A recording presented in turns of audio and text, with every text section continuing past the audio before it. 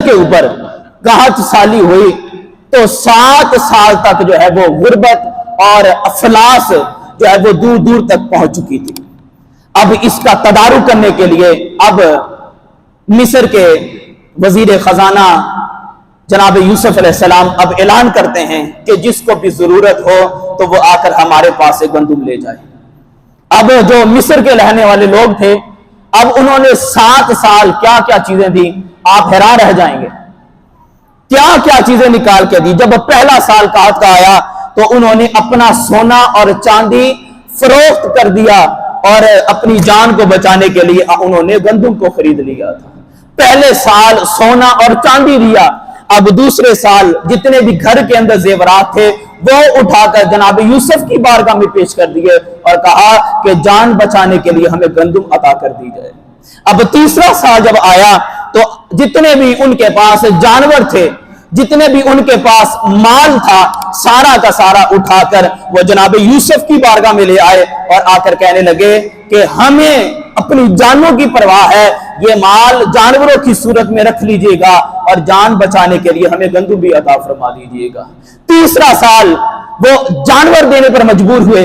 اور چوتھا سال جب آیا تو جتنے بھی ان کے پاس غلام تھے، جتنے بھی ان کے پاس لونڈیاں تھیں، وہ ساری کی ساری جناب یوسف علیہ السلام کے سپرد کر دی اور جان بچانے کے لیے آپ کے پاس سے گندم لے کر تشریف لے کر چلے گئے۔ یہ چوتھا سال گزرا۔ اب جب 5واں سال آیا تو جتنی بھی جائیگیریں تھی، جتنے بھی زمینیں تھیں، وہ ساری کی ساری جناب یوسف علیہ السلام کے سپرد کر دی اور کہا کہ ہمیں ان زمینوں کی ضرورت نہیں، ہمیں اپنی جان کی ضرورت ہے، ان زمینوں کو رکھ لیجئے گا اور جان بچانے کے لیے ہمیں گندم بھی عطا فرما دیجئے گا۔ یہ 5واں سال تھا۔ اب 6واں سال جب آیا تو انہوں نے کیا کیا، آنکھیں کھل جاتی ہیں،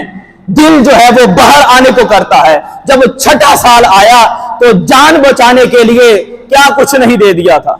سونا چاندی اٹھا کر دے دیا، زیورات اٹھا کر دے دیے، جواہرات اٹھا کر دے دیے، زمینیں اٹھا کر دے دی، اپنے جانور اٹھا کر دے دیے، یہاں تک کہ غلام بھی تھے اور لونڈیاں بھی تھی وہ بھی اٹھا کر دے دیے۔ اور 6واں سال جب آتا ہے تو اپنے دودھ پیتے ہوئے بچے بھی اٹھا کر جناب یوسف کی بارگاہ میں تشریف لے آتے ہیں۔ اور 6 سال کے اندر جب وہ بچے دودھ پیتے ہوئے جناب یوسف علیہ السلام کے پاس آئے اور کہا کہ حضور انہیں غلامی کے اندر رکھ لیں اور جان بچانے کے لیے ہمیں گندم بھی عطا فرما دیجیے گا، اور دودھ پیتے ہوئے بچے آ گئے۔ اور جب 7واں سال آیا مجھے بتائیے گا پیچھے کیا بچ جاتا ہے جب اولاد چلے گئی، سونا زیورات چلے گئے، جوہرات چلے گئے، جانور چلے گئے، اور یہاں تک کہ جتنے بھی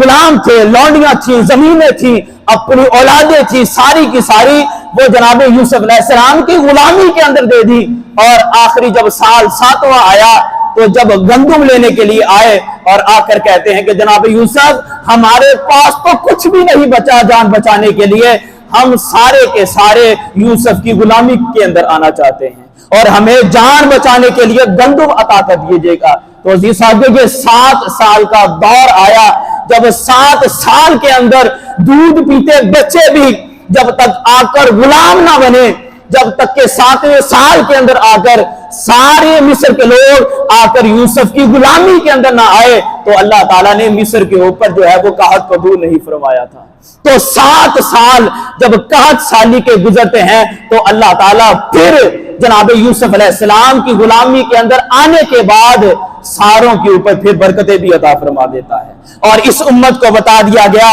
کہ اگر تم اپنے اوپر سے قحط سالی، افلاس اور غربت کو دور کرنا چاہتے ہو تو جیسے مصر کے لوگ جناب یوسف کی غلامی میں آئے تھے، اگر یہ امت مسلمہ بھی چاہتی ہے کہ غربت، افلاس اور دکھ درد ختم ہو جائیں تو پھر انہیں آمنہ کے لال کی غلامی کے اندر آنا پڑے گا۔ جب تک ہم اپنا آپ غلامی کے اندر نہیں لے کر آتے، نمازی تو بن جاتے ہیں، حاجی بھی بن گئے اور بہت سارے قاری بھی بن گئے، عالم بھی بن گئے، مفتی بھی بن گئے، شیخ الحدیث بھی بن گئے اور بڑے بڑے القابات ہمیں میسر آ گئے، لیکن محمد عربی کی غلامی کسی کسی کو میسر آتی ہے۔